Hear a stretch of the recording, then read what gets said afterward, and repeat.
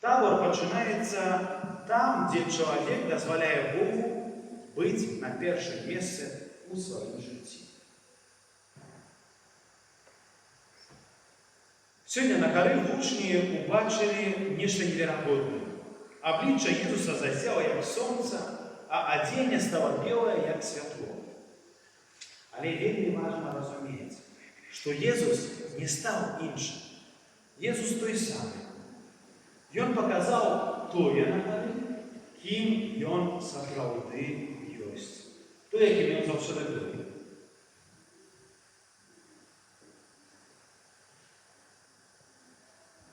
Пад звычайным яго чалавечым выглядам, якім ён заўсёды прадстаў перад сваімі вучнямі, адкрылася ягоная плоскасць.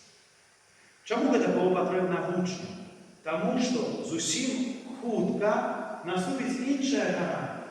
Христос здесь ўжо палову свайго прапаведвання прайшоў, калі адбываецца новае перамяненне. І пачынае вучням апавядаць аб тым, што ён павінен ісці ў Єрусалем, і што там, на Галгоце, павінен будзе аддаць сваё жыццё. Так вось, менавіта сёння спаткання на гары Табор – гэта падрыхтоўка сэрца вучняў сустрэцца потым з Галготаю.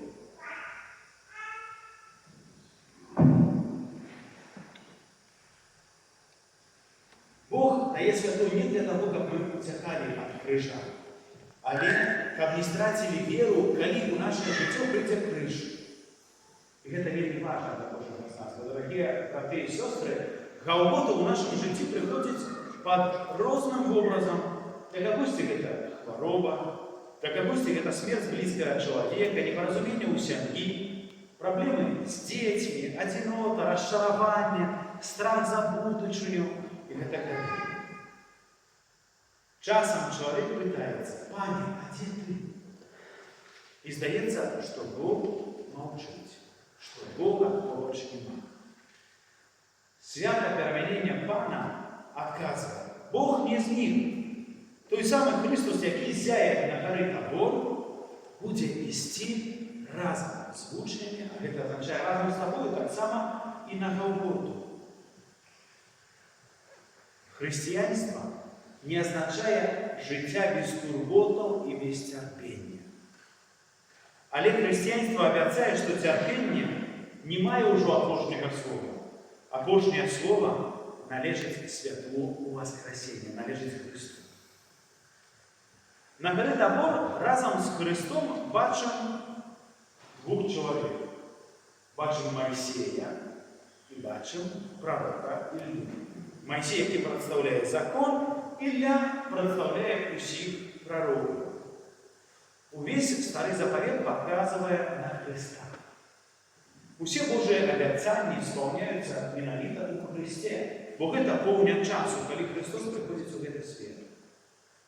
І гэта вельмі важнае пасланне для сучаснага чалавека, які часта шукае праўду усюды, але не ў Хрысце. У модных вучэннях, у інтэрнэце, у розных нават духоўных практыках. Бог сёння не кажа: «Шукайце іншае святло».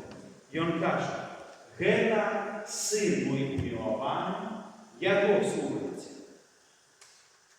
Бог не кліча нас просто захапляцца Христом. Не просто ведайце яго, кажа нам. Не просто насіце крыжы на сваім целе. Але сёння Бог закликае нас слухаць Христа. А слухаць Христа, дарагія браты і сёстры, гэта умець прабачаць, калі нават цяжка. Быць верным у шлюбе, моліцца, калі не хочацца, не адказваць злом за злом, не жыць у нянавісці, шанаваць бацькоў, выхоўваць дзяцей у веры, быць сумленным, дапамагаць бедным і не саромецца сваёй веры. Сёння Бог Отец гаворыць не толькі да апостолаў, Ён гаворыць да грэкаў, до всіх жыхароў грэкаў, да кожнага чалавека, да кожнага свайго вучня, да кожнай сям'і, да кожнага сэрца яго слухаць. Пётр захоплення і каже: Пане, добре нам тут бути. Як добре ми розуміємо те слово сьогодні, коли бачимо повну святиню, молитву людей, пілігримів, які прийшли у Петру святиню з різних парафій, співи, єдність, вірника у вашому полі. У такі хвилини хочеться, аби це ніколи не скончилося.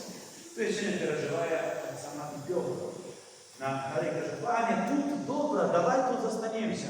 Зробимо 3 шатри, один для тебе, один для Іллі, один для Моїсея. Але Ісус не дозволяє йому залишатися на горі. Після табору треба сходити, дорогі брати і сестри, у долину нашого щоденного життя. Мета християнства не тільки пережити пригожий релігійний момент, але перемінити життя.